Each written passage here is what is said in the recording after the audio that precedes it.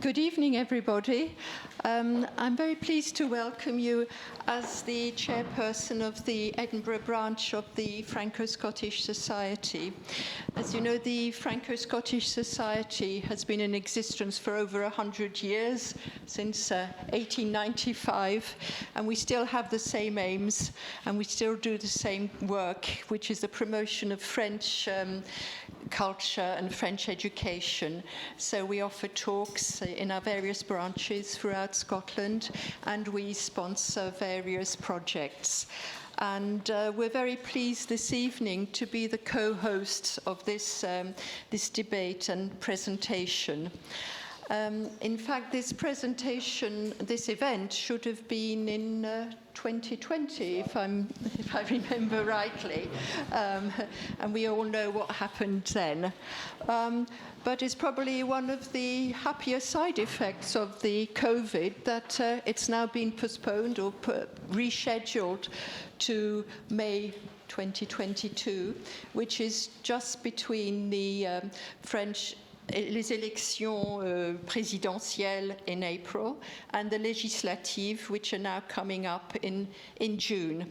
So we're very pleased to welcome Emile Chabal, Timothy Pearce, and Marta Lorimer. And I'll hand over to Tim, who will tell you more, and I'm sure this will be a very informative and stimulating event for you. Okay, here you are, Tim. Thanks very much, Anne-Colette. So, well, welcome everybody. Thank you for coming this evening.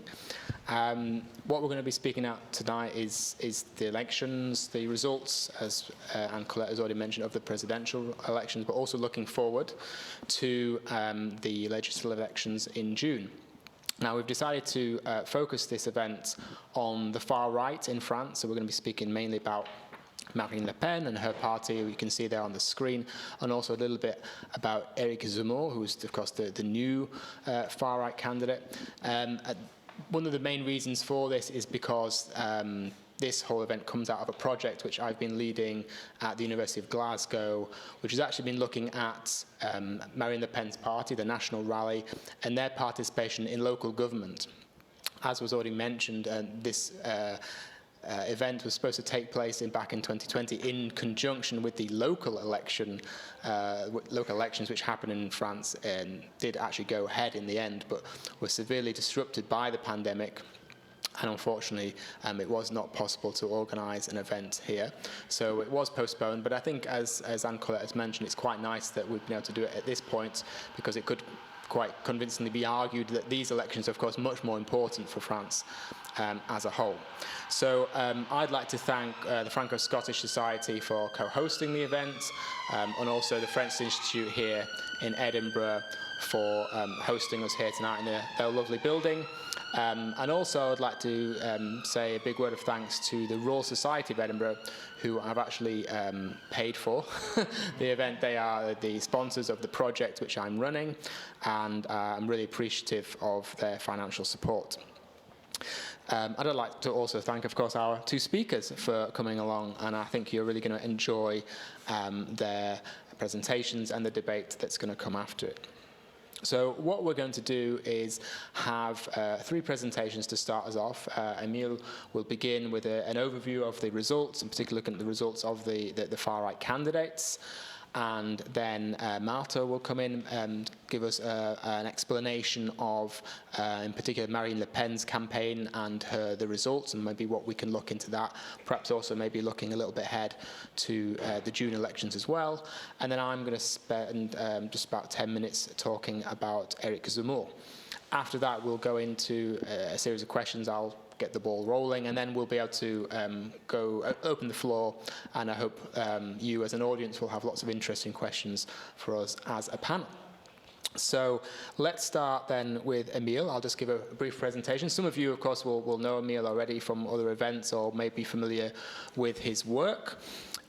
Emile is a reader in history here in Edinburgh at the university. He's a specialist of European politics and culture after 1945, with a particular interest in France. He's written extensively on French political culture since the 1970s, Franco-British relations, colonial memory in France, the history of Marxism, and the politics of migration. His latest book is France, a short introduction to post-war French history that came out with Polity Press in 2020. And I can heartily recommend that book. I've had the pleasure of reading it myself. So if you would like a nice introduction to France and its politics in the post-war period, I can heartily recommend France by Emile Chabal. So without further ado, Emile, if you'd like to start your presentation, you've got just under 15 minutes, shall we say, 10 to 15 minutes, and then we'll go on to Marta. So the floor is yours, Emile. Brilliant, thanks very much. I'm going to stand up because for my sins I have a presentation with visual aids because I'm always worried I'm not quite interested enough and that you may drop off. So yeah, I'm a historian of France, and so in general, I would usually be talking about historical perspectives, but actually today what I want to do is just give you a sense of the way the far right performed in this particular electoral cycle so far. Of course, the legislative elections are still to come. And the way the far right performed is perhaps a slightly more complicated question than might appear at first. And we're going to see why. So let me start. I'm sorry, the screen is slightly smaller than I'd expected, so you really need your specs on. Let's start by thinking through this basic question of whether Marine Le Pen's defeat in the second round of the French presidential election a few weeks ago was, as she put it, une victoire éclatante, a spectacular victory. That's what she claimed it was, and let's see why she might have said that and whether indeed she was right to say that. So there's a good case to be made, I think, for some hubris on her part. There are reasons to celebrate. These two visualizations give us an idea of why Marine Le Pen was entitled to feel quite pleased at the result. You see here, this visualization shows the vote shares in the first round of presidential elections since 2002, by political orientation. So you can see the different colors here, pink for the left, blue for the right, and dark blue for the extreme right, with yellow representing the center. And you can see, if you look in the first round, and the first round is quite a good barometer of French voters' actual political preferences, because they have a very wide range of options, a very wide range of candidates to choose from, and they know that the choice they make is not the final one. So they can be freer, perhaps, than in many other electoral systems where that's a one shot you get. Your vote has to count on that particular day because you won't get a second chance. In most French elections, and it's certainly true in the presidential elections, you get a second chance. So the first round gives us a good idea of where the French are at politically. And you can see that since Marine Le Pen's father, Jean-Marie Le Pen, got through to the second round of the presidential election in 2002 against all expectations, with the exception of a very dramatic dip in 2007 that was partly a result of what had happened in 2002, her vote share has increased consistently and significantly over the last three presidential electoral cycles, reaching, as you can see here, well over 20% in 2022. And this has had, not only is this a success in and of itself, but it's also had the effect of compressing the competition on either side, right? So you can see the light blue and the pink has been radically compressed by the far right pushing up into the vote share of the other parties. In this particular presidential election, it was the right-wing candidate, of course, Valérie Pécresse, who suffered at the hands of the far right. Now, this is a first round. If you look at the second round, and the way second round scores have evolved over the last 2 decades, there is also a very good case to be made for Marine Le Pen really stamping her position as the main challenger to Emmanuel Macron. This is a number of votes for each candidate in the second round of the 2002, 2017 and 2022 presidential elections. And you can see, again, just how much, this is in raw number of votes rather than in vote shares, and you can see how much her vote has increased from 2017 to 2022, and of course, this is almost double what her father had achieved in 2002. So more than 2.6 million more people voted for Marine Le Pen in the second round in 2022 than they did in 2017. That's a lot of people in a medium-sized democracy. Now, there are further reasons to think that this particular election was a real success for Marine Le Pen. This geographical visualization of results shows the progression of the vote share for far-right candidates in the first round of the election. So again, we think about the first round. This also includes the votes for Éric Zemmour, right? So this is not just for Marine Le Pen, it's also for Éric Zemmour. And you can see that almost everywhere in France, there was a significant progression of vote share for the far right. You probably can't read these unless you have really 20/20 vision, but red is plus 10%, yellow is 0%, and blue, well, there's hardly any blue on the map at all, but blue is 5 and 10%. So you can see that in many areas, the vote share for the far right rose by more than 10%. Particularly noticeable was in the southwest, which traditionally was an area of strong socialist support. That's where historically the Socialist Party has drawn a lot of strength. And also in the southeast, this area along the Côte d'Azur has always been a bastion of the far right, but the arrival of Éric Zemmour strengthened that existing vote because it gave that far right constituency a variety of different ideologies and candidates to choose from.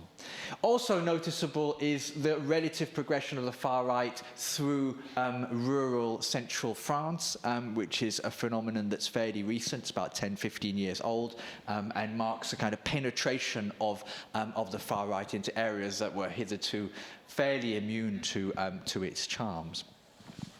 And ditto, if you look at this particular visualization, it's a little bit different because it's by constituency, so it's more representative of population share than this, whereas, of course, in a geographical representation, underpopulated large areas are overrepresented, whereas Paris here looks very tiny on the map, but there are a lot of people who live there. Here you get a more balanced sense of what's going on. And again, if you look, the progression of vote share for Marine Le Pen specifically in the second round of the 2022 presidential election compared to 2017 is pretty impressive across the board, 10% or more, almost everywhere. From areas like Brittany, where traditionally the far right was very weak, to areas of southwestern France again, where she had not done well.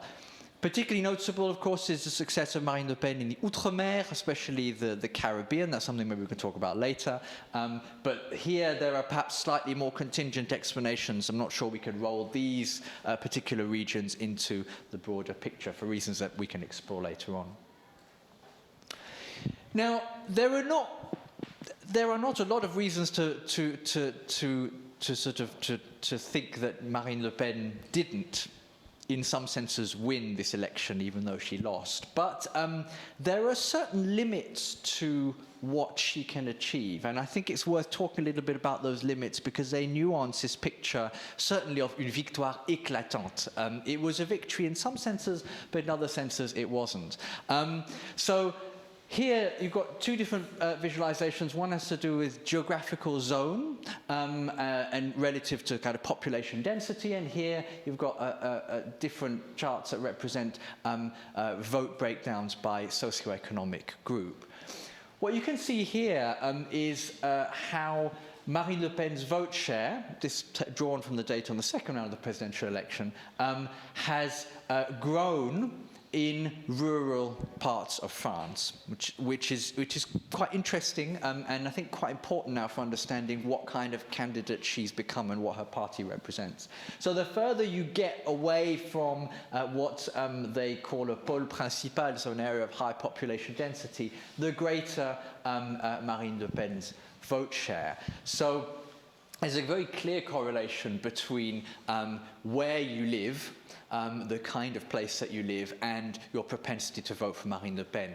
However, as a number of sociologists who've done work on the ground actually have begun to suggest, it's a little bit more complicated than a rural-urban division, which is often how it's characterized in the press. And I decided to pull out this particular quote from the sociologist Benoît Coquart, who's been doing really good work on this. And he describes the kind of ideal rural region for the far right as one which has a bassin d'emploi peu dynamique, so which has a high rate of unemployment and a relatively undynamic labor market, une surreprésentation des moins diplômés, so lower levels of education, and un taux élevé d'accès à la propriété, so people who can aspire to be homeowners rather than renting. And what's clear from the really detailed research we have is that it doesn't take very much of a change in these factors to flip a particular commune or particular area from one that is very, very attached to and likely to support the far right and one that is not. And so there's quite a lot of diversity in the rural vote. One of the other problems Marine Le Pen has to do with these two charts here, which show very clearly that Marine Le Pen's vote share is strongly correlated to class and to educational level. To put it very simply, the Rassemblement National and Marine Le Pen have become the candidate and the party of the working class in France, right? They have supplanted the left, they have long since supplanted the left, and this is both a strength, because it means that Marine Le Pen now has a base, a real social base, but it's a weakness both because this particular class is the most likely to abstain in elections and it's very difficult to mobilize, and B, because this has created in some sense a new stigma around the party as being the party of the poor, of the masses, of the working classes, and that makes it very hard for Marine Le Pen to get votes amongst France's upper middle classes, and those votes are absolutely essential to win in a two-round presidential system where you need vote transfers and you need people from those socioeconomic segments to vote for you if you have any chance of succeeding. Finally, just a few little points that can perhaps lead into the discussion that we're going to have later on, and again, points that nuance this sense of victory or total victory.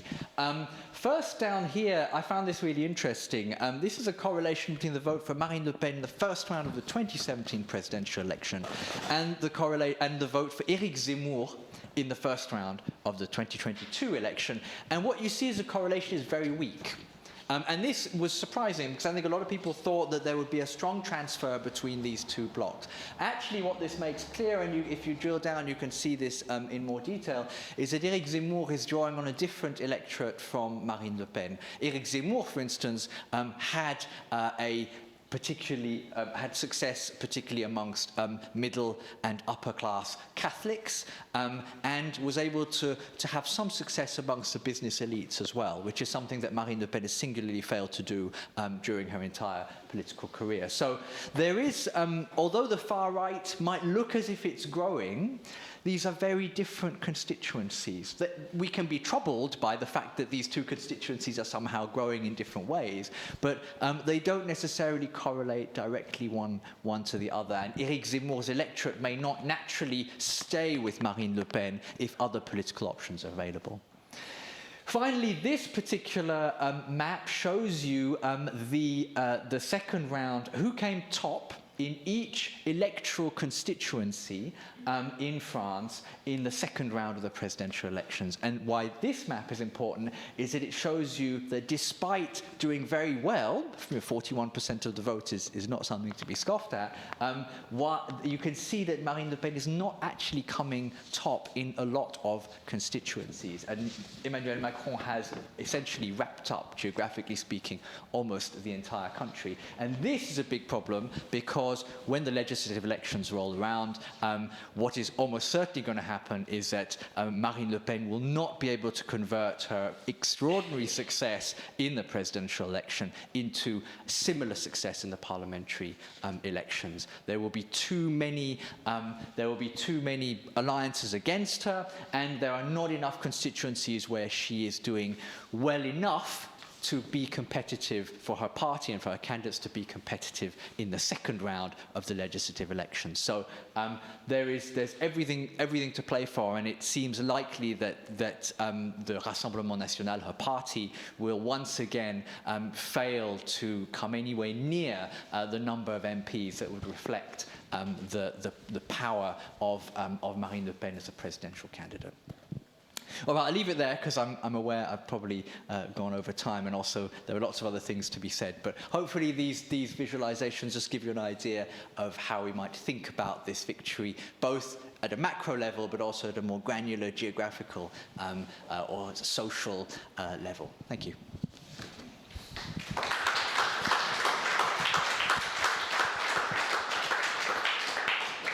Well, thank you so much, Emile, for that really fascinating presentation. I'm sure, obviously, we're going to come back to a lot of these themes that you mentioned and you raised in that presentation. So well done as well for keeping to time. Thank you so much for that. Perfect. 13.5 minutes to be precise. So well done. You stuck to the brief. So now I'd like to present Marta, our second speaker. So Marta Lorimer is a fellow in European politics at the London School of Economics. Prior to joining the European Institute at the LSE, she was a postdoctoral researcher at the University of Exeter. She's also held visiting positions in Dresden and the Centre d'études européennes et Sciences Po in Paris. Marta's research focuses on far-right politics and differentiated integration in the European Union. She's authored several publications on the Rassemblement National, or National Rally, and has also co-authored the book Flexible Europe, Differentiated Integration, Fairness and Democracy, and that came out this year with Bristol University Press. So Marta, you also have up to 15 minutes to give us a little overview of the campaign of Marine Le Pen. Go ahead. Great. Well, thank you very much. I hope I can be just as good on time as Emile, but I can't promise anything. But thank you very much, Tim and the Institut Français for organizing this, and Emile for starting us off. So since Emile pretty much presented the voters' perspective, I will focus much more on the campaign, and specifically on what I think worked and what didn't quite work in Marine Le Pen's first and second round campaign. And basically where I'm going with this, so that you can clearly follow me, is what I'm going to be suggesting is that both her first and her second round campaign this time were better than in 2017, but the second round of 2022 campaign was not quite as good as the first round. So starting with the first round, I think initially this campaign didn't really start as well as Marine Le Pen would have hoped, in a sense that the moment she started the campaign, she quickly found out that she had a competitor on her right. Which is something that was fairly new for the National Rally, in a sense that the party has been around since 1972, and it has very rarely found itself to be competing with someone on its right. So this happened after Bruno Maigret ran in 2002. But other than that, the National Rally has pretty much always been the only far-right party in the running for a French presidential election. So why was Zemmour concerning? So Zemmour was concerning for several reasons. The first one is that he did appear to be a serious contender. So in other words, he was not a candidate that no one had ever heard of and that was arriving with very little political clout. He was actually arriving as someone who was well known for his position and who polled fairly highly, especially at the beginning of his campaign. So this raised two potential issues for the National Rally. One was quite simply that he would split the far-right vote, so that what would end up happening was that neither Zemmour nor Le Pen were going to be into the second round, or possibly even worse, that he would just steal her votes and that he would end up in the second round, perhaps, instead of Marine Le Pen. So this was perhaps not the best starting point for the national rally, although, as we all know, neither of these scenarios actually ended up happening. So although Zemmour, especially at the beginning, managed to bring in people who had been at the national rally, including Marine Le Pen's niece, Marion Maréchal Le Pen, and the only senator in the national rally, in the end he got about 7% of the vote, so not really enough to concern Marine Le Pen. Perhaps the most interesting part about Zemmour running in this case was that he actually may have proven to be a blessing in disguise. So if you followed the history of the National Rally, basically since Marine Le Pen took over the party, you will have probably heard of the term dédiabolisation, or de-demonization. And this is a process that she started when she took over the helm of the party, of trying to make it appear more acceptable. So she has moderated some of its tones, taken a more moderate position on some of its stances, really in an attempt to build credibility and appear as a potential party of government. And the point is that with someone like Zemmour, who was actually campaigning on a more extreme platform than herself, she was lucky enough to actually appear more moderate than would have been the case had he not been there. So in many ways, his presence validated her claims that she is not quite as extreme as she is frequently painted to be. So in the end, Zemmour, rather than being an obstacle on her course, was actually something that helped her fulfill some of the goals that she had put in front of herself for the party. There were a few more things that I think really worked in Le Pen's campaign. One of them was that she ran a better campaign than in 2017. In 2017, by the end of the campaign, Le Pen was tired. She was actually losing her stride in the polls. It got to a point where it maybe even looked like she wouldn't make it into the second round. And one of the reasons for this was that she decided, in an attempt to look presidential, to actually hold these large meetings, which didn't really speak to who she is as a campaigner. So this time around, what she did was she focused on small rallies in cities that are pretty much friendly to her message. And this really helped her appear as a candidate who's close to the people.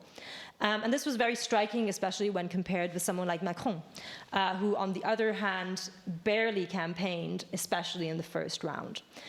So this really fed into Le Pen's presentation of herself as a candidate that is close to the people.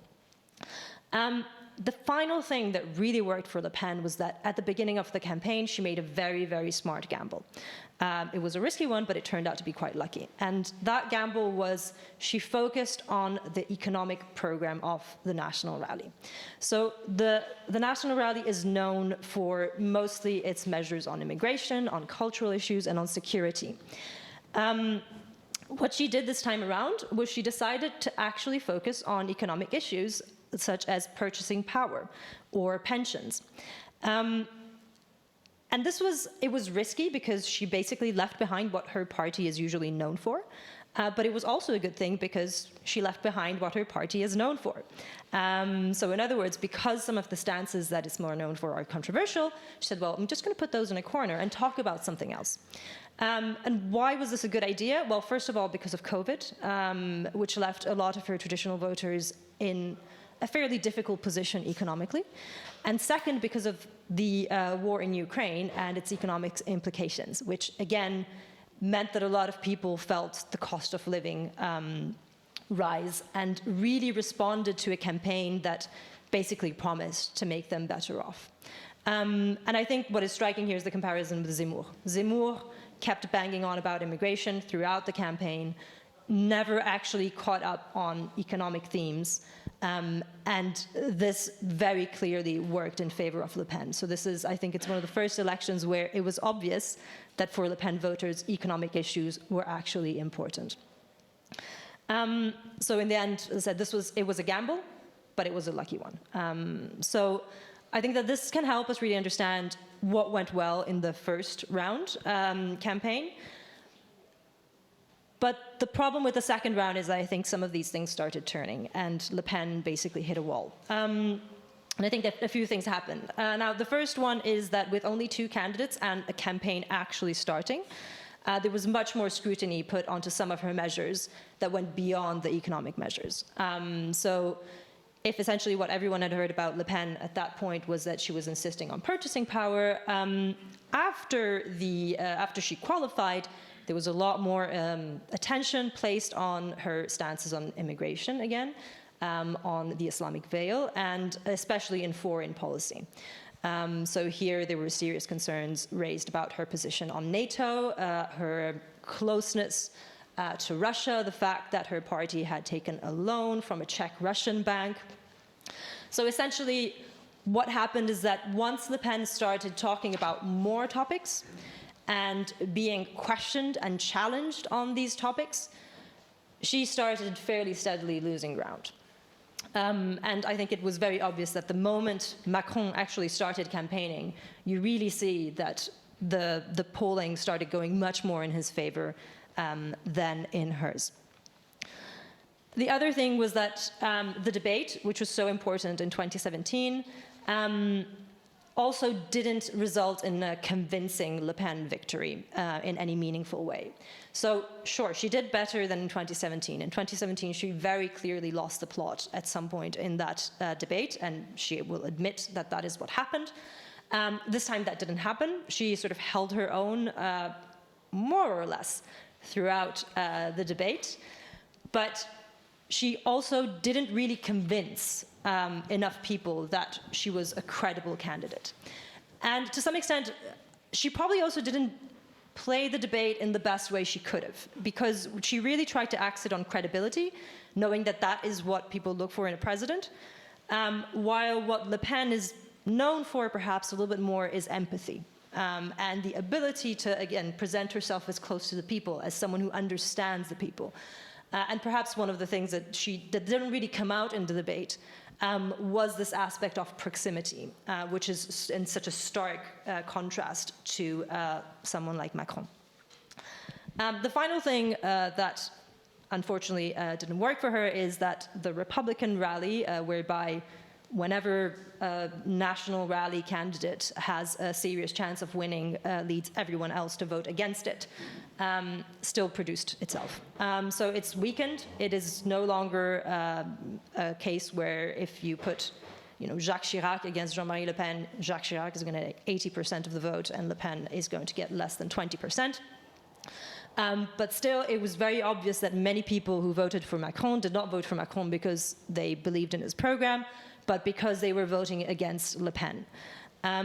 So in other words, this does suggest that there is still strong opposition to her. And even though this, again, this Republican rally is weakening, it's no longer as automatic or as strong as it was before, it is still enough to keep her basically out of power, or in the 40s. So essentially, summing up, in the too long didn't read version, if you've lost me this way, I think in the first round, Le Pen's campaign went quite well. She selected the right topics, she ran the right kind of campaign, and she was lucky enough to have someone in the running that sounded exactly like her father.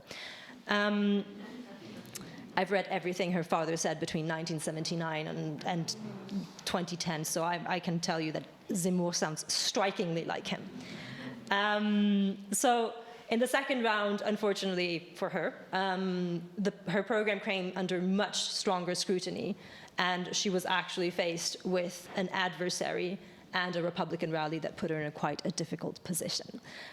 So going into the legislative elections, I think Emile already gave us a good idea of what she's facing. I think she can be at least happy that she has presumably successfully dealt with Zemmour for the time being, which is a genuine concern for her.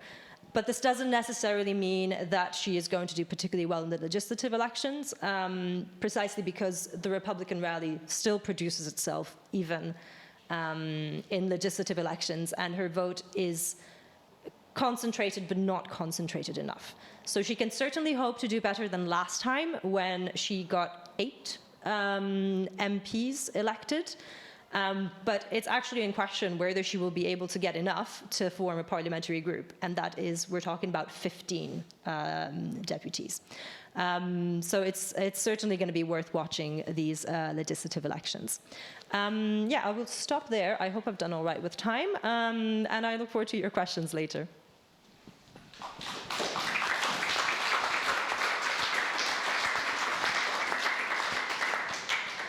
Thank you so much, Marta. And yes, you were in time, 12 minutes to be precise. So very good. So now it's your chance to obviously check on me and tell me if I'm going over the time. But I don't think there's going to be much danger of that, because there's probably a lot less to say about Eric Zemmour. And I should preface these comments by saying I'm not an expert on Eric Zemmour. I do not work on Eric Zemmour. But like a lot of people, I was fascinated by his candidacy, and perhaps in many ways was expecting more from it during the election. But as Marta has already alluded to, Marine Le Pen quite easily in the end saw off the challenge of Eric Zemmour. Excuse me. So let's look a little bit about why that was the case, because back in September, October of last year, Eric Zemmour was very much seen as the kind of star of the show. If you were in France at this time, you would have been turning on your TV and hearing about nothing else but Eric Zemmour. And so it's interesting to look at a little bit how his star, be kind of shot up and then very quickly kind of came down.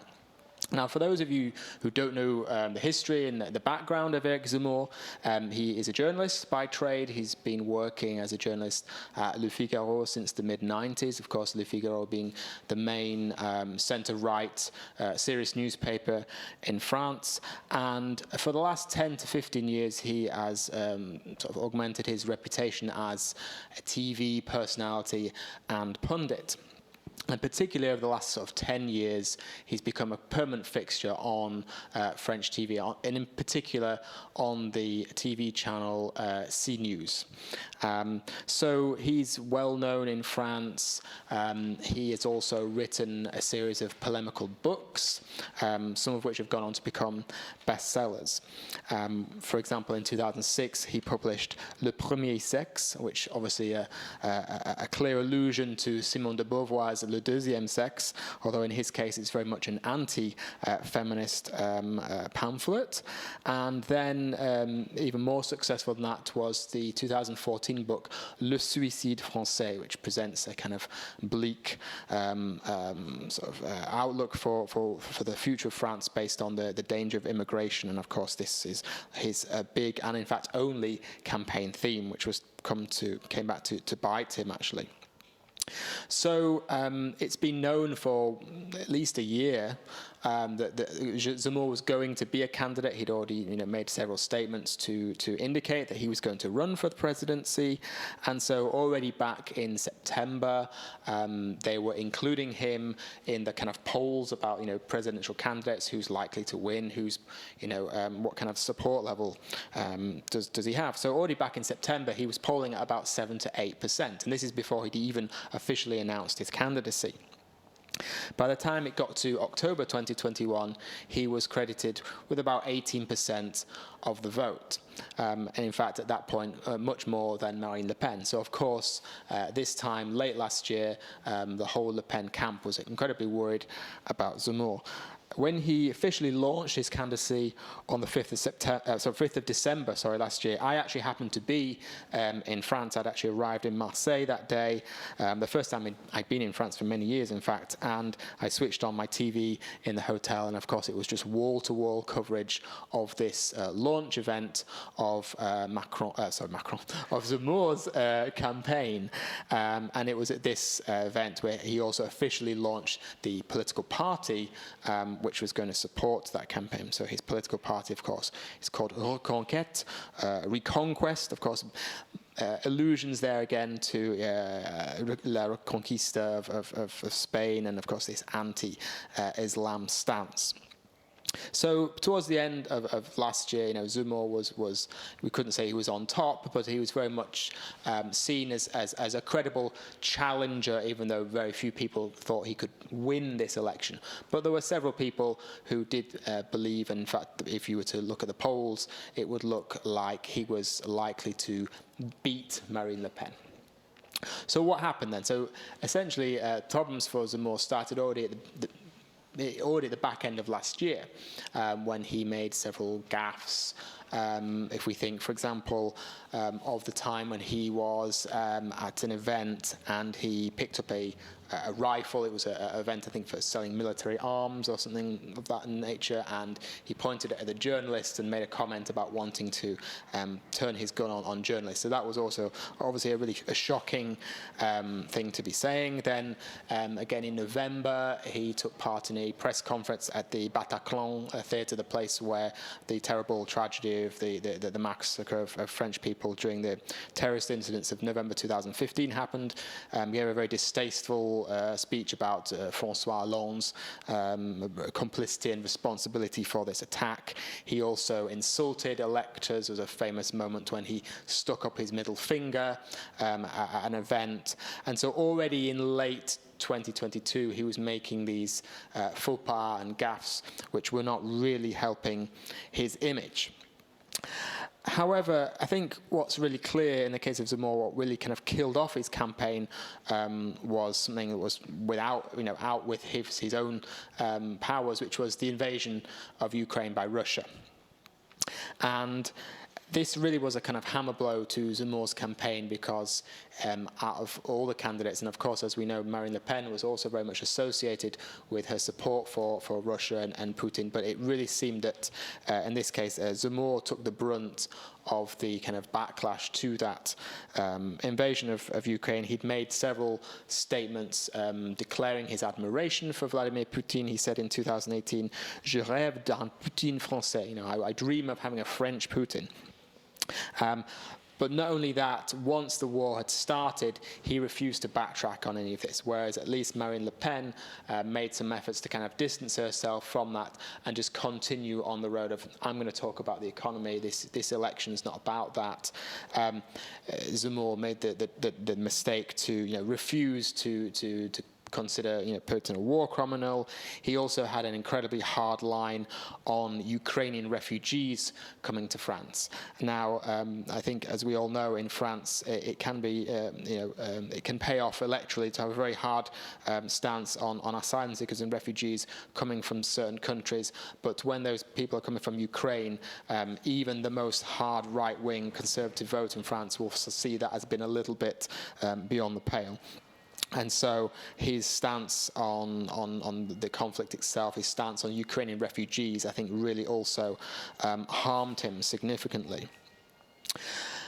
There was also the fact that a number of his rallies, there were scenes of violence, and he also made a number of very bizarre statements as well on the campaign. At one point, talking about disabled children and whether they should access, kind of normal schools or special schools. So these kind of things really did not help him.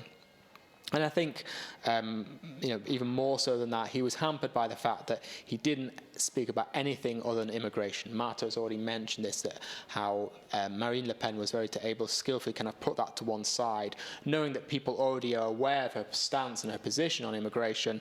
And Zemmour had hoped that this would be kind of the issue that would ignite the campaign.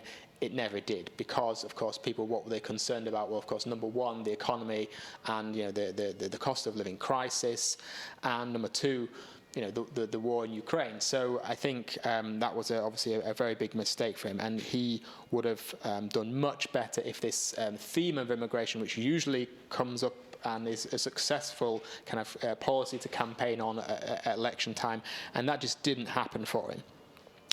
He kept harping on about le grand remplacement, this right-wing conspiracy theory, the great replacement. And we could say he was successful in the sense that other candidates also then started mentioning this conspiracy theory, including Marine Le Pen. Even on one occasion, the centre-right candidate, Valérie Pécresse, also mentioned it, although she has since, I think, gone on to regret that. But the theme of immigration was just not really paying off for him, and that's all he was able to speak about. He also failed in his ambition to create some kind of coalition on the right. And this was one of his stated aims. He kept talking about his desire to create l'union des droites, this right-wing coalition. And that just never, ever materialized.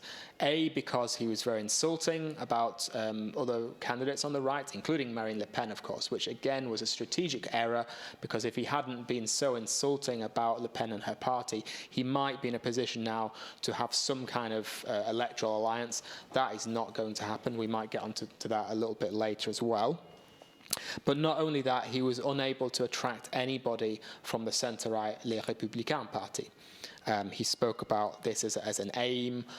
In the end, nobody, or certainly nobody of any significance, decided to join his campaign who'd previously been associated with the centre-right party, Les Républicains.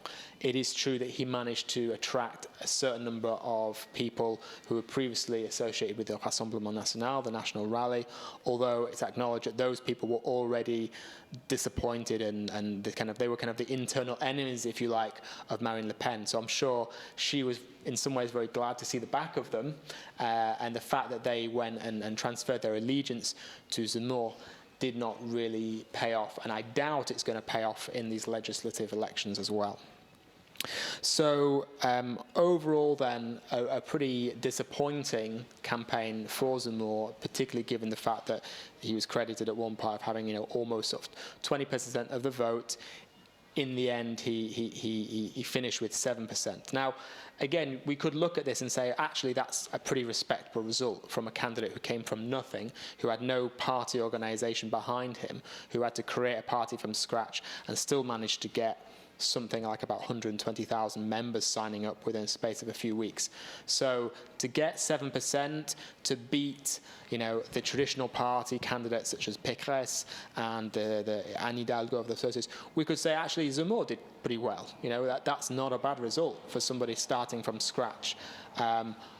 But of course, he was expecting much more than that. He was really talking a good game and expecting to actually get in the second round. I don't think even he believed he would win the presidential election, even though, of course, he had to say that. He had to say, I would be the next president of France. I don't even think he believed that or his supporters believed that. But at one point, it was certainly looking like he could be that second candidate in the second round. And as we know, that did not happen. Marine Le Pen maintained her position and ended up in the second round. So Zemmour, in the end, I think we could conclude to say he had a disappointing campaign, a disappointing result, and the future of his party is very much uncertain.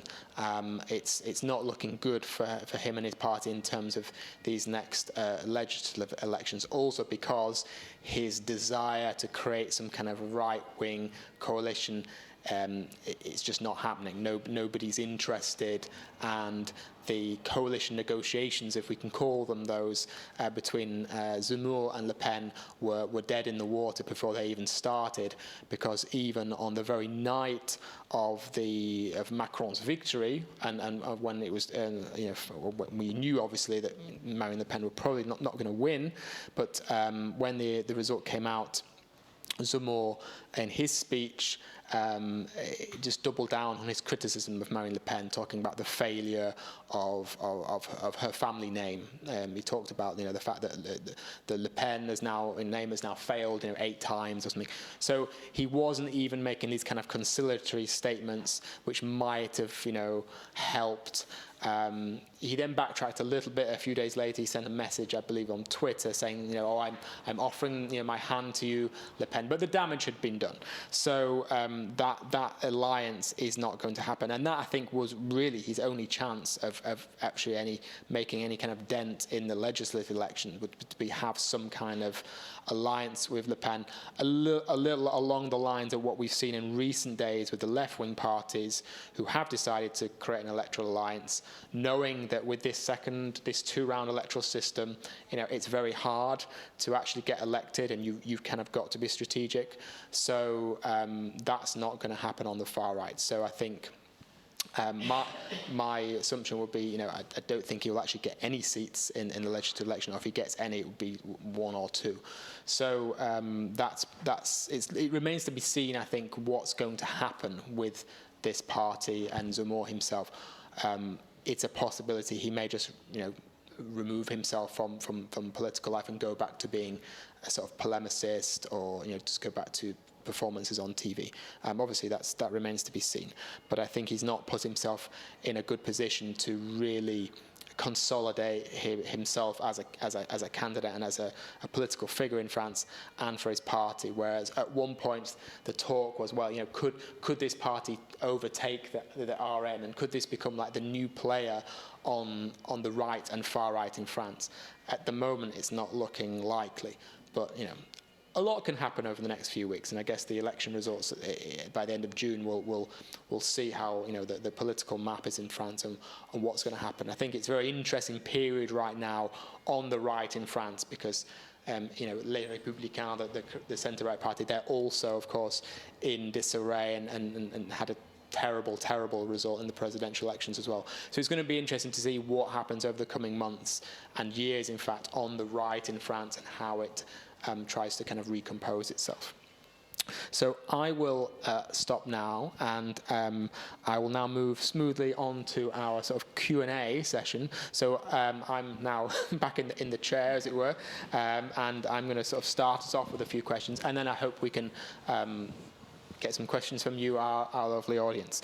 So I was writing down several things, as obviously you were both speaking there, and I think I'd like to pick up on some of the points you made, because there's some really interesting ones. And I wonder if we could start first with this idea that the National Rally, or Rassemblement National, has effectively become the party of the working class in France. And I wonder if maybe both of you, we'll start with you, Emile, could maybe speak a little bit more to this, perhaps also in a more historical perspective as well, because this is a process we've seen that's, since maybe in the late 90s, of the Front National then, and now Rassemblement National, becoming increasingly kind of the dominant party among that section of the population. So maybe you could say a little bit more about this process of how the party's become, as you put it, the party of the working class in France.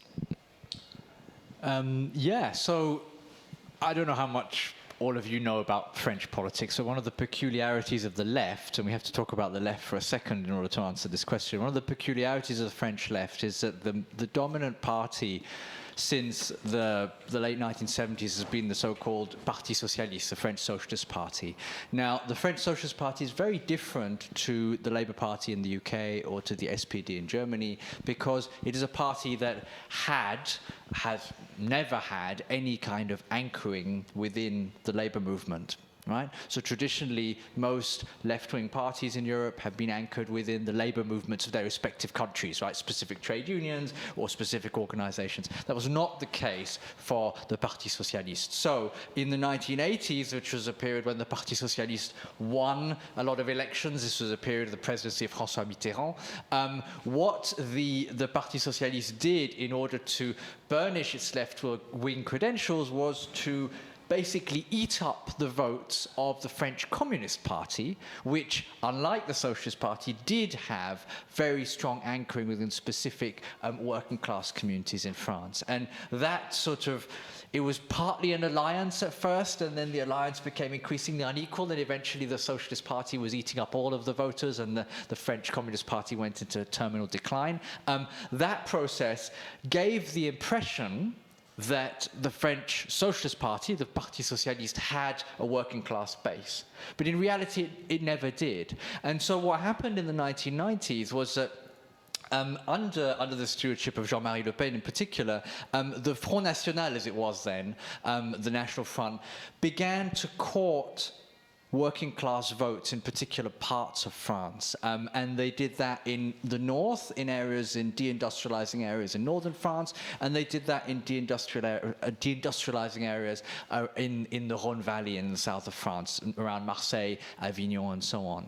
And they were able to take advantage of a number of changes that were happening as deindustrialization was going on.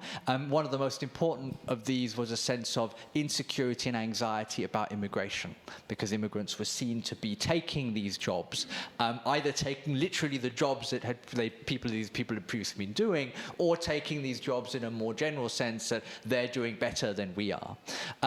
And what happened was that very quickly from the 1990s onwards, the Front National was able to capture and secure that vote in these specific areas. And so successful was that strategy that essentially that's a strategy the party has pursued ever since, but it's just continued to expand the geographical reach of that strategy. So if you go back and you look at this map, for example, the traditional areas of Front National success are here in the Rhône Valley and here in the north. You can see that there's not a significant expansion of far-right votes in these areas because there were already a lot of people voting for the far-right. But what's been interesting is more recently, the Front National has been able to capture a rural working class and has begun to appeal to that rural working class. And that's where some of the expansion in these rural parts of France has come from. So there's a twin process in my reading of the collapse of the coalition, the voter coalition that held the Socialist Party as a major party of the left, and simultaneously a consistent strategy on the part of the Front National to appeal to that working class electorate. Thanks very much. So I'd just like to continue on this question, but maybe you could, Marta, could give us a little bit more of an idea of how, particularly since Marine Le Pen has come to power as the leader of the party, how she's really kind of expanded on that and how she's become to be seen as this kind of, yeah, if you like, the hero of the forgotten working classes in France. Okay, my microphone it's gotten trapped. It doesn't want me to answer this question. Yeah, so I think it's, I mean, just perhaps to add just something on the sort of the history of the vote for the Front National. Historically, the early voters of the Front National were more small shopkeepers. So it was the type of people who had voted for the Poujadiste movement in the 1950s. So it was more like, small bourgeoisie, but it absolutely was not a working class vote. The Front National starts attracting those voters much later in its history, closer to the 80s and 90s especially, when it starts developing a little bit more its social program. And what really happens when Marine Le Pen comes at the helm of the party is that she deliberately decides to pursue a strategy that she pretty much calls it's a ni droite ni gauche strategy. So instead of presenting herself as a candidate of the right, which Le Pen's father had been more or less clear that he belonged to the right as a political family. Well, Marine Le Pen starts saying, no, the cleavage is no longer between left and right. We've moved beyond that.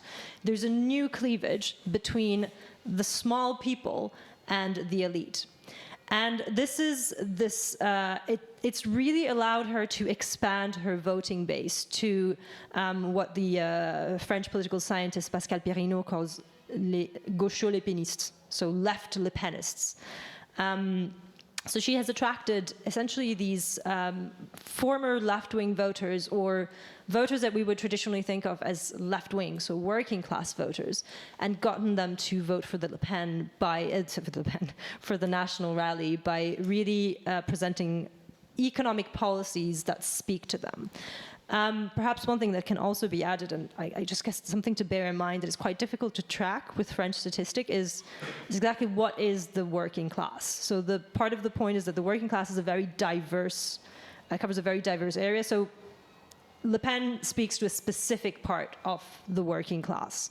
As you probably know, in France, you cannot collect statistics about ethnic belonging, but she probably does not capture working classes in like in big cities, but she gets much more white working class in rural areas, and especially in rural areas that are not particularly economically dynamic.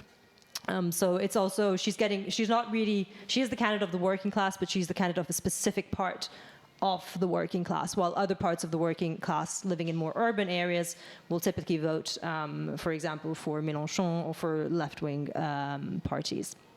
Yeah, thanks for that. Well, let's stick with this idea of sort of the rural-urban divide, and I think you explained very well there, Emile, in your presentation about it's not just sort of as simple as that. And something we hear a lot about in France is this idea of the peri-urbain, right? The sort of not really sort of somewhere in between, right? And this seems to be kind of the sort of the heartland for the support for Le Pen. So would you be able to just stick in with you, Marta, to be able to explain a little bit more about this kind of this idea of the geography of support and where are these heartlands of support for Le Pen? Where are the kind of, what's your ideal type location for a kind of Le Pen voter?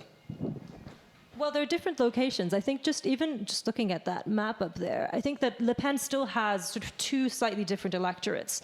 One are the electorates up in the north, the border regions. Those are zones that have been hit by deindustrialization.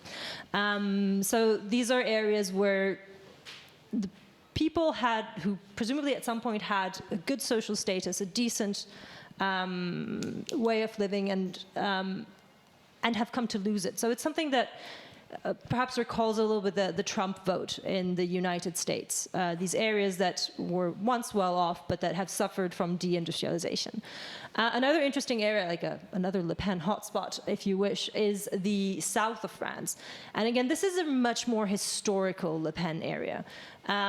So it's typically the military areas where all pretty much the south of France region is really where most military and former military people still live, and they are quite an important source of voting for Le Pen.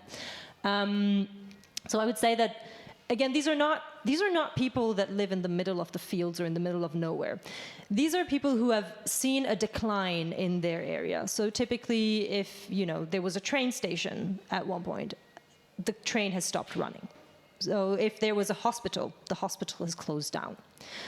So it's places that have experienced a form of decline in relatively recent times, and that have sort of really responded to this by feeling it's more of a forgotten area than, I would say, in an area that never really existed. Yeah, thanks for that. So another thing that you mentioned in your presentation was, Emile, about this extraordinary result for Marine Le Pen in some of France's overseas territories, and particularly in the French Caribbean. So perhaps you could go back to that and explain a little bit more about what was going on there, because you kind of alluded to it very briefly, but I'm sure people would be very interested to know why, for example, Marine Le Pen got such a high share of the vote in places like Guadeloupe and Martinique. Yeah, again, it's a very variegated picture. The Outre-mer are really complicated and fascinating, but one thing that immediately hit people as they were looking at these maps, the various visualizations that came out after the electoral results, is of course the very high scores for Marine Le Pen, particularly in Guadeloupe, Martinique, and Guyane, French Guyana, which are all along the kind of Caribbean belt.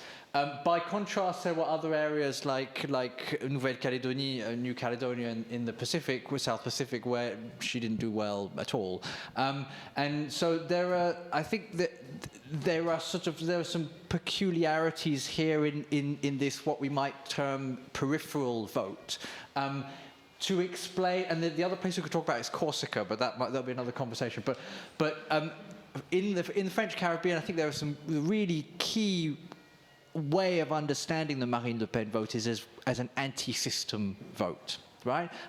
Not so much in terms of what she represents, because you might legitimately say it's strange for a far-right candidate to do well in multi-ethnic societies, and of course, certainly the Caribbean territories are that, if nothing else.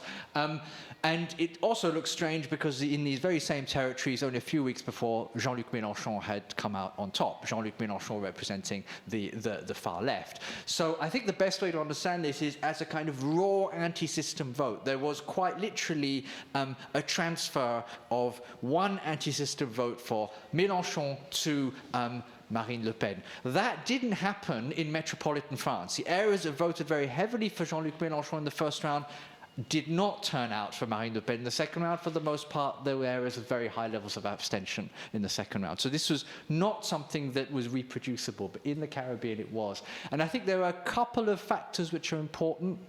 One which is much more important in the Caribbean territories than in metropolitan France is COVID, the management of the COVID pandemic, and anti-vax sentiment, right? So we think of these regions as being attached to France, which of course they are, but they're also within the cultural universe of North and Central America, where anti-vax politics was much more intense, much more polarized than it was in metropolitan France, where there was a little bit of anti-vax, like there was in most European countries, but by and large, people did what the state told them to do, which was not the case, obviously, in the US and elsewhere, right? So I think that dimension, combined with the conspiracy theories that went around a lot of anti-vax politics, meant that there was a real sort of rejection of the system. And so when the second round came round, people just said, we're going to vote for whoever is not Macron.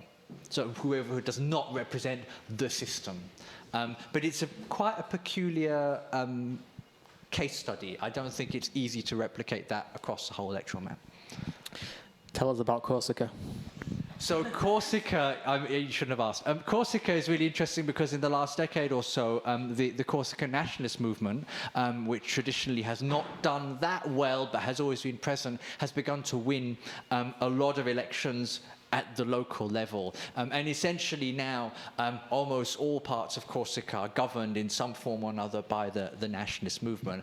And what that's done is it's created a really sort of complicated picture whereby Corsicans themselves have begun to change their relationship with metropolitan France and what they think of their place within metropolitan France. Obviously, as we live in Scotland, we know what the effect of nationalist politics is. If you have nationalists in power, then people start to think about breaking away, separatism, separating, in this case, from metropolitan France. So what I think is happening here in this intensely red section, you can see the growth of the far right here, is a different kind of anti-system vote, not the same anti-system vote that you get in Martinique and Guadeloupe, where people are not primarily campaigning for separation from France, but in Corsica, it's the nationalist movement, which has really taken shape in the last decade or so, is using using nationalist rhetoric in order to reshape that relationship with metropolitan France, and that serves very much Marine Le Pen's agenda, but mostly by accident. She's not trying to get votes there. She really has nothing to do with this, but it's because of the particular political dynamics at play. Thanks very much. Well, I mean, I have a few more questions here, but I think it'd be nice to hear from our audience. So if you would like to ask a question, just please put your hand up, and maybe if you can maybe stand as well, because then we can hear the question. Yeah, so who would like to start us off? Questions from the audience. Okay, we've got, yeah, you sir at the back, right at the back, stand up, yeah. My question was, over the years we've seen French politics shifting to the right. Obviously there's been a massive gap left.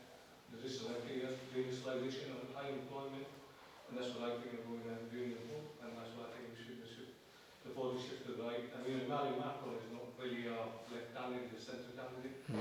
So, and the last left-wing candidate, socialist candidate we had as a president was Franco in 2012. Biden, his president, is really popular, and he decided not to run for presidency. The only president in history of France that decided not to run. So, would it be fair to say we won't see a left-wing candidate win the French presidency in the next 15, 20 years, the way French politics is going? Okay, thanks, sir. So obviously, we can move on to other parties other than the far right. If people want to speak about that, I should have mentioned it. So, would you like to take this on first, Marta, about the prospects for the left and whether we will ever see a French left-wing candidate come anywhere near the presidency? I mean, I guess we could say that Mélenchon did okay. I think Mélenchon's case in this election was really quite interesting because I don't think anyone at the beginning quite expected him to get that close, and there was a distinct moment where he looked within reach of getting into the second round. So I do think it's going to be really interesting to focus on this left union that they're putting together for the legislative elections, because it can suggest that if this does work out, that maybe next time instead of having 18 candidates on the left alone, there might be just one candidate for the left that goes forward. So I think I don't think all is lost for the left. Perhaps the Parti Socialiste will not recover. We might see the left change, but it doesn't necessarily mean that the left is lost. As a matter of fact, I think perhaps Mélenchon doing so well was a wake-up call that there is a political space in France for that kind of offering. So you have about 30% of votes that would naturally go to the far right, another 30% that is solidly in the center-right, because at this point Macron is really perceived as center-right, and then there is this 20 to 25%, potentially going up to 30 for a left-wing offering. So I would say that there are some chances for the left going further into the next election. I might just say something quickly myself. So I think, I think I can do that. I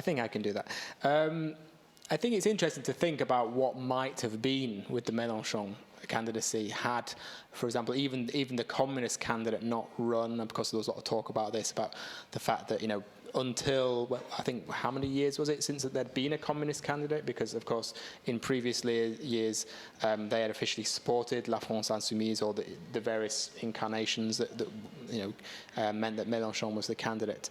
And, of course, if you tot up the votes, if you'd have added the votes for the communist candidate to Mélenchon, he would have been in the second round. So I think it's interesting to think about what might have been and what the second round might have looked like had Mélenchon been that candidate.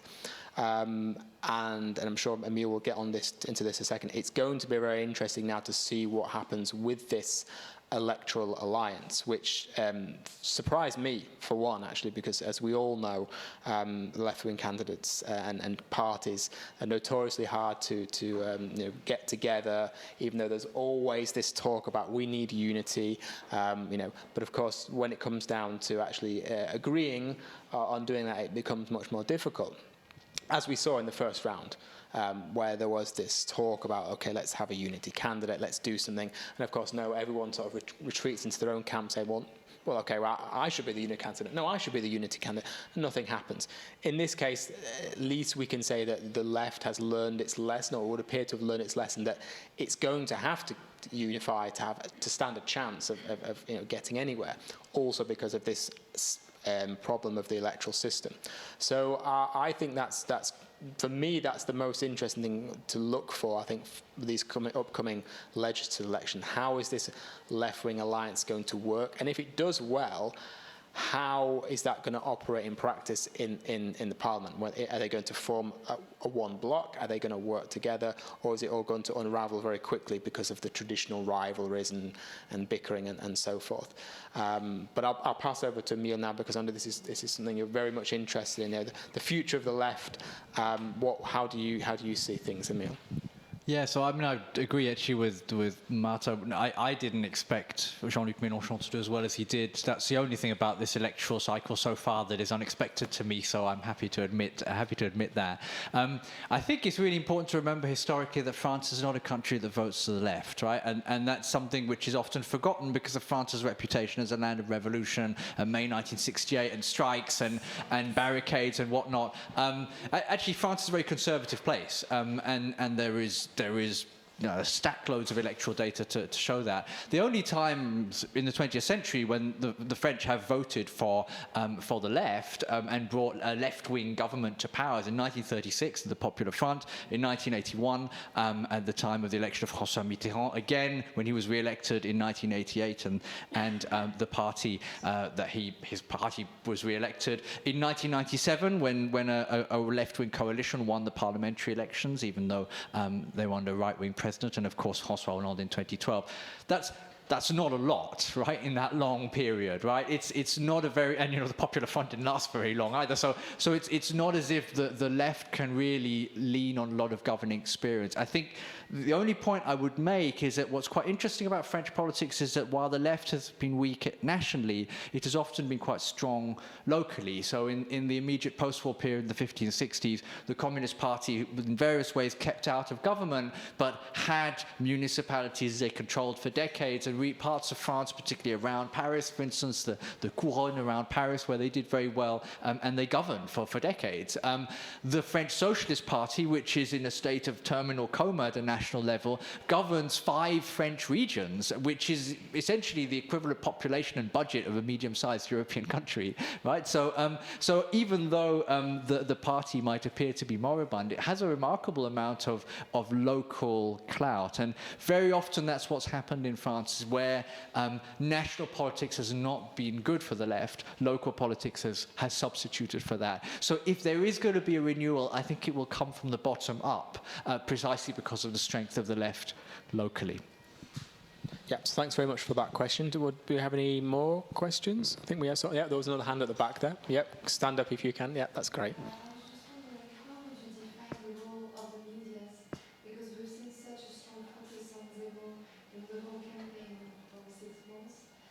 Did it happen then to grow, or on the contrary, was a big problem? Yeah, thanks very much. So the role of the media during the presidential campaign. Do you want to take this one first, Emile? Yeah, I find these questions about media influence very difficult to answer. So here, this is where my disciplinary background shows. I'm a historian, and so I think the media actually matters much less than it thinks it matters. Historically, that people who receive media do what they want with it, right? So while whatever it might be, a newspaper or a TV channel, they think they're shaping opinion, they don't. But I know there are many social scientists who disagree with that rather skeptical interpretation. I mean, I do think that in the case of Zemmour, it's very interesting. He really was a candidat médiatisé.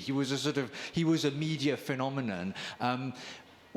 But he didn't have a kind of electoral base behind him beyond the die-hard racists and the fundamentalist Catholics who ended up voting for him. And I think that's significant that he was not able to do that.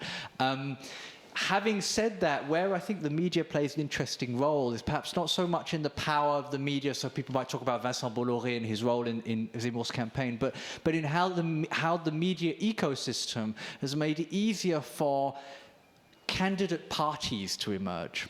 Because if you look at the top 4 candidates in this electoral cycle, none of them have a real party, basically, behind them, right? So Reconquête was not a real party. Macron's thing, which is now called Renaissance, is not a real party.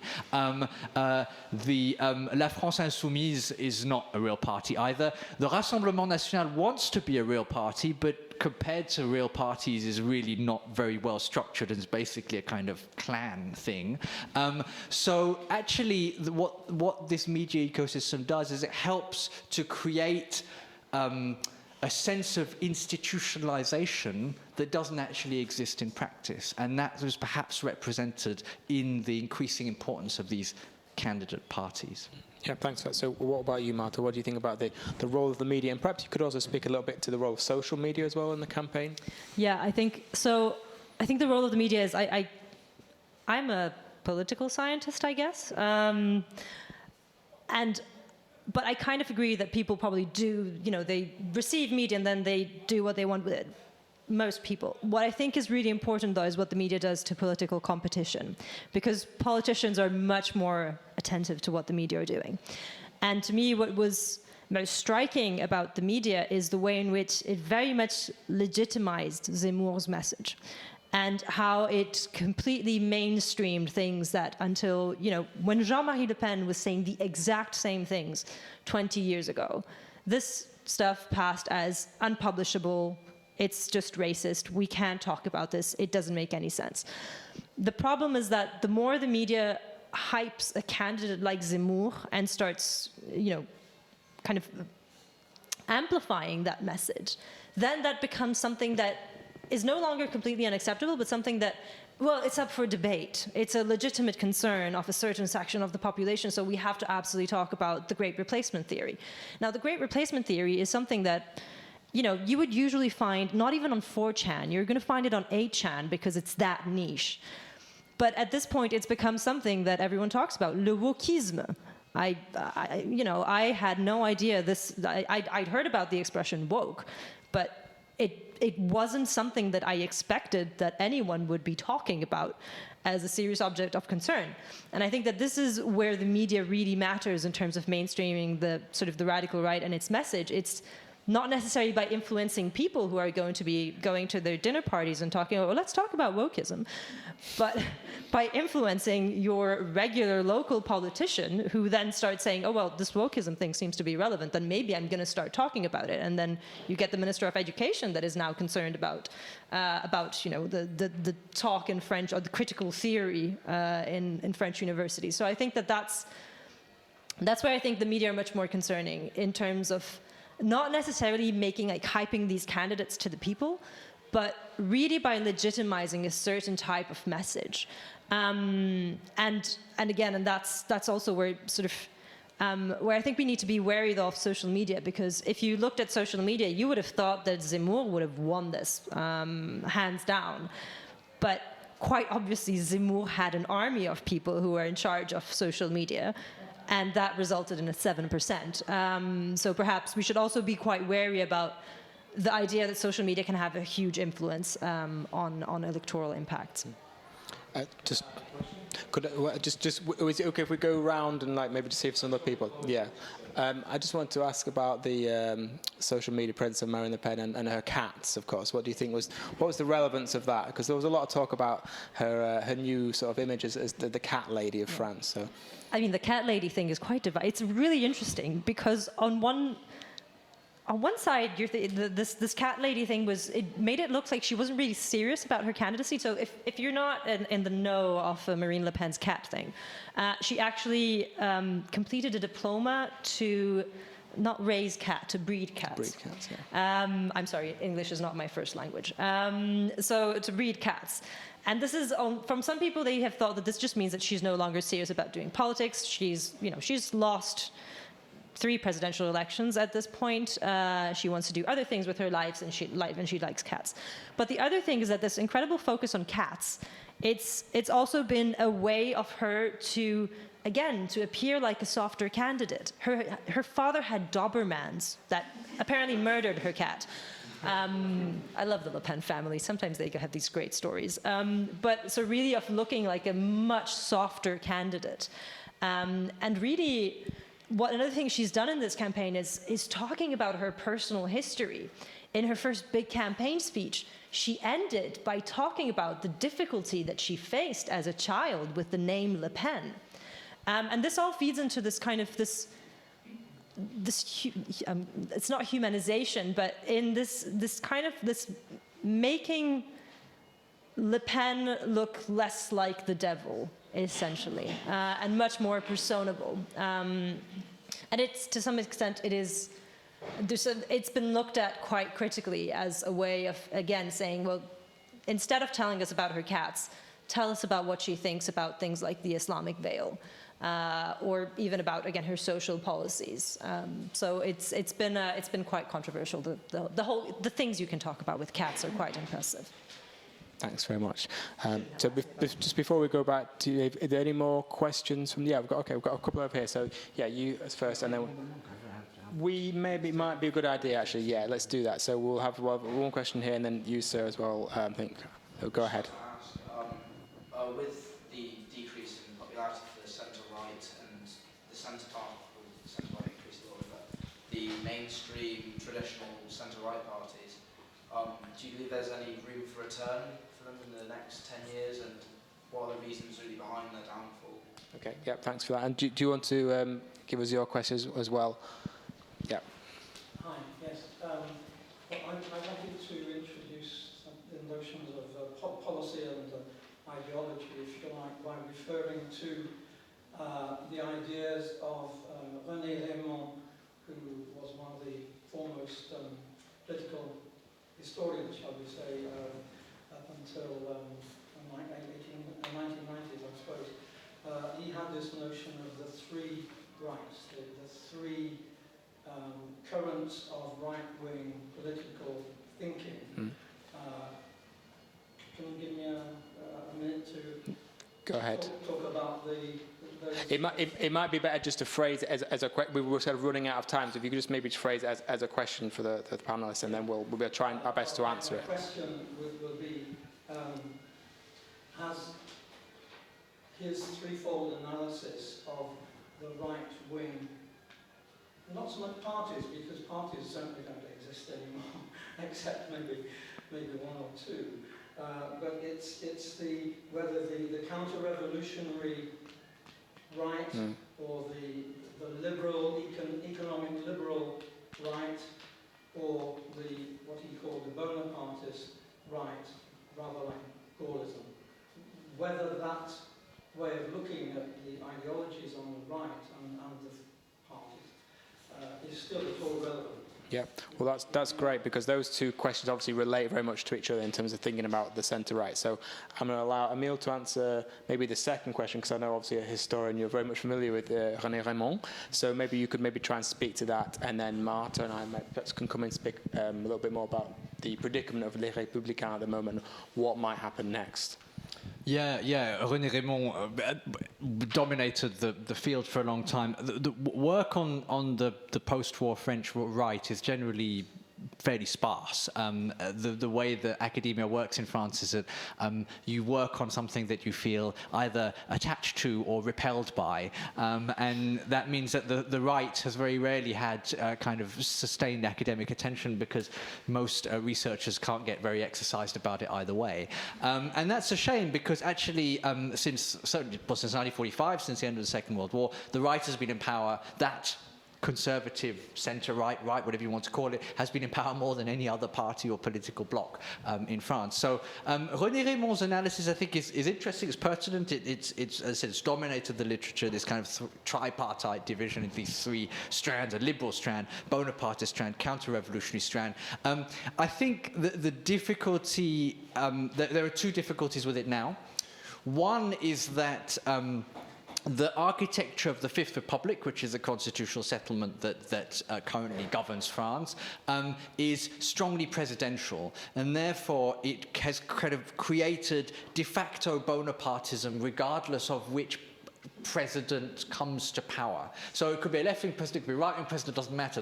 The structure of the constitutional settlement of the Fifth Republic, where there is a directly elected president, means that every president is Bonapartist by default. And you can see that in somebody like Macron, who's very much returned to this Bonapartist style. And yet Macron, within a Raymond typology, would be on the liberal wing. The other problem with Raymond is that his analysis obtained in a period when French political culture was still dominated by memories of the French Revolution. And I think essentially, I would argue from the 1990s onwards, really, that ceases to be a significant reference point. Now, what's interesting, however, is that Éric Zemmour wants to talk about history all the time. So if you like French history, you should read some Éric Zemmour, not because he's right, he's wrong about everything, but because he wants to talk about the St. Bartholomew's Day massacre, stuff that French electorate are not interested in this at all, right? But he has a really classically counter-revolutionary vision of France, which ties in with the sort of the worldview of people like Maurice Barrès or Charles Maurras, early 20th century right-wing ideologues who became very famous, who have that same profile. They were also polemicists, they were also writers. So in a way, even though the revolution is no longer something that French people fight about, Zemmour tried to bring that fight back and tried to re-inject some sort of revolutionary imagination. For historians, the way he ended his defeat speech by saying "Vive la République et surtout Vive la France." This was like something out of the late 19th century, right? This is a kind of nutty anti-republican stuff you haven't heard for 100 years, right? So I think it's interesting that although if you analyze contemporary French politics, that counter-revolutionary strand is essentially dead, Zemmour sort of prodded it to see what would happen if he really tried to reactivate it. I'm not sure the experiment was as successful as he'd hoped, for all the reasons Tim said, but maybe there's more life to it than someone like me gave credit for.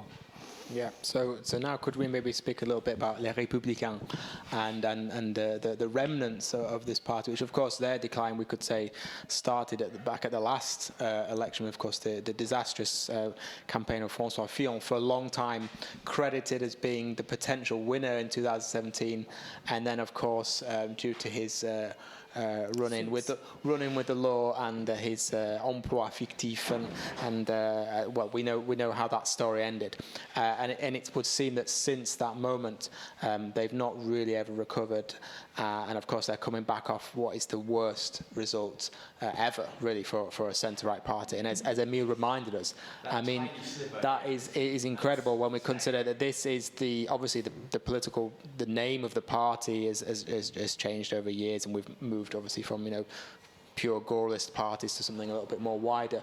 But nevertheless, we're talking about the political family in France, which has had the most success since the advent of democracy, and Pécresse ended with less than 5%. It's an absolutely abysmal result. So where do Les Républicains, where does the Republican Party go from here?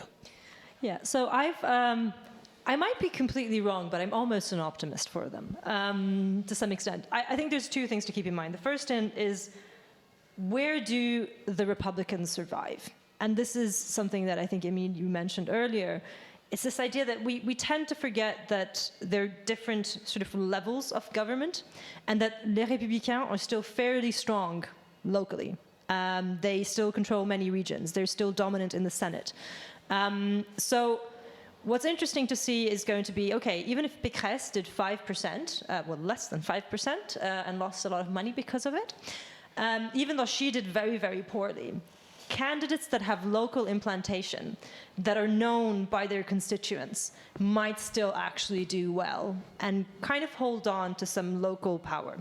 And that is, again, where they might start rebuilding from, a little bit like the Parti Socialiste. You start rebuilding bottom up rather than top down. And the other thing that I think is interesting is that, as we all know at this point, a French president can only run twice. And La République En Marche, or Renaissance, or whatever we're calling it these days, is a guy's party. It's Macron's party.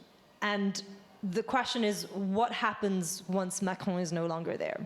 And can he designate a successor?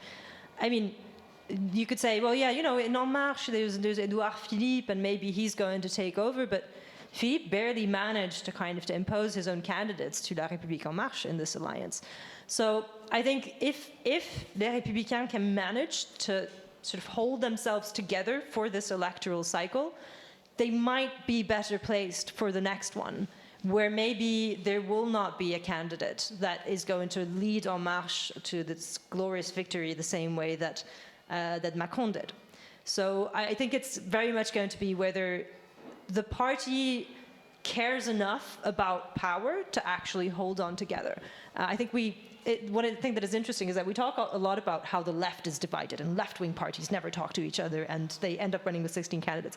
I think we're starting to see something interesting on the right as well, that they're also not very good at uniting, and that to some extent might leave Les Républicains with some kind of hope to still have some electoral relevance in the future.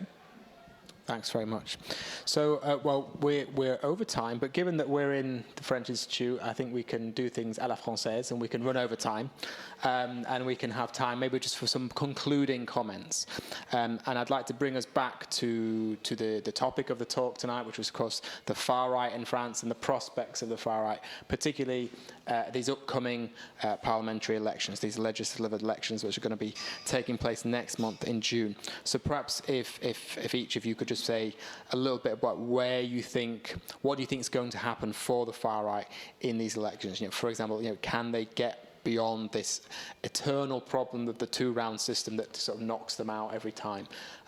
So just a few words maybe on where you think the far right, so both the RN and Reconquête, what do you think is going to happen in these elections? And if you're brave enough, maybe even a prediction, maybe even a number of seat predictions. I've actually predicted 58-42 for the presidential election, so I was very close. That's impressive. That's pretty impressive. So, yeah, do you want to start us off then, Emile? Just a couple of comments on where you think the far right goes next, particularly in the short term with these elections. Yeah, I mean, historians should never make predictions. They're the worst people to predict anything. I think it's going to be very difficult for Marine Le Pen to do better than what she's done this time around. I think there were a set of circumstances which perhaps we didn't even see coming into this election that really made it very propitious for her. I don't think she's going to face that same coalition of different factors, and I don't also see much evidence, although I know Tim has been working quite a lot recently on local implantation of the RN, of the Rassemblement National. I don't see that party as making any kind of significant breakthrough. So while Marine Le Pen herself has been able to work on her image in all the ways that Marta talked about earlier on, you know, she really has worked on this. She has tried to change her image. The party remains entirely dependent on these national elections, and they have very few credible candidates locally, and there's a lot of residual opposition to them, and there are a lot of local alliances that are made to keep them out of power. And so the region of France that I know best, because that's the part of France I'm from, is the south here, and that's an area where the Front National has done very well for a very long time, and even there, it's very hard for them to gather up the kind of coalitions and bring in the different voting blocks locally that they need in order to win. So my prediction is that anything more than 25 seats would be a major victory for Marine Le Pen and her party. If they get to 50, it will be total landslide success, except 50 represents less than 10% of the French Parliament. So 50 would be huge, but it actually wouldn't be that huge in terms of Macron's likely results, you know, of whatever his party is called, is going to get 250 to 350 MPs. So I don't really see them making much progress.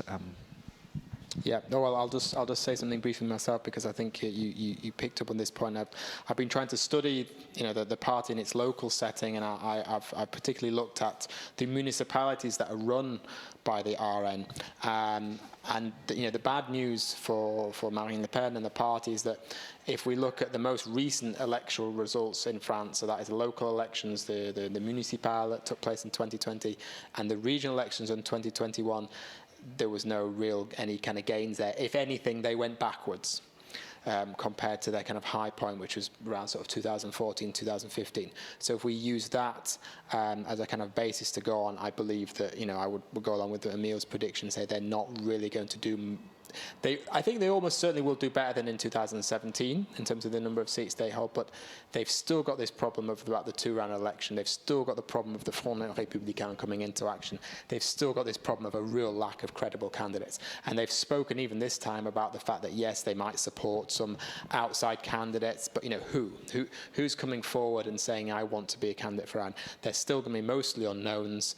And so I think your prediction is spot on. I would say probably 20 to 25 is the kind of number they'll be likely to get, which would represent success compared to the past, because I think you said that previously they had 8. So obviously, you know, if you end up sort of tripling or quadrupling the previous number of MPs, for most people, that's going to be a success, right?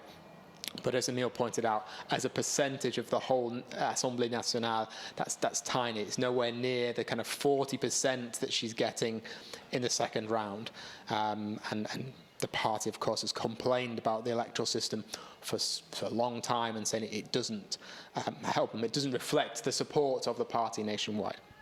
And for those reasons, I think I would go along with that and say, you know, 20 to 25 is going to be a quote-unquote good result, even though, of course, that doesn't nowhere near reflect their kind of level of support generally in the country. A proportional electoral system would of course, help them enormously. And it's for that reason, of course, it's been resisted by the traditional parties. So, Marta, do you want to just close things off with your electoral predictions? Ooh, yes, I'm slightly aware of the fact that this is being recorded, and I know this might come back. Yeah. But I'm a lot less optimistic than you are for them.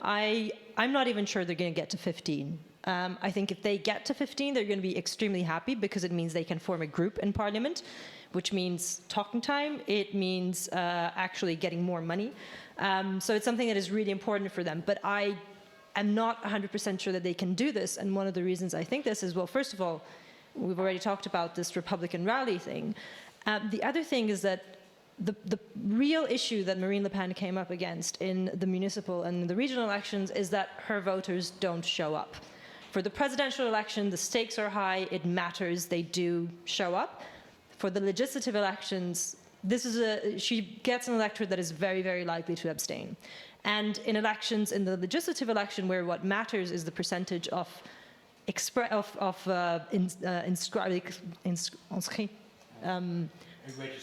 registered voters, not the percentage of voters that actually showed up. That is going to be a major issue for a candidate, for her own candidate. So I think they know it. I mean, if you look at anyone in the Rassemblement National, what they've been saying the last few days, they're managing expectations. I mean, 3 hours ago, the mayor of Béziers basically said, oh no, please give Macron a majority in parliament. And this is the guy who, until like 3 weeks ago, they're like, we're the leaders of the opposition. Le Pen and Bardella, they've said this thing that, Mélenchon is talking about, I'm going to be the prime minister, makes no sense. Macron is going to be the prime minister. So they're at the stage, they're managing expectations, saying, we're not going to do well. So if they don't believe in it, I think it's going to be very difficult for them to campaign. They don't have good candidates. They're going to struggle with the messaging. The good news for them is that they have money, which is something that Républicains don't have, but it is still going to be a really uphill battle for them. So my prediction is 12 to 15. Okay. Well, I'd like to thank both. Could we get a round of applause maybe for our speakers?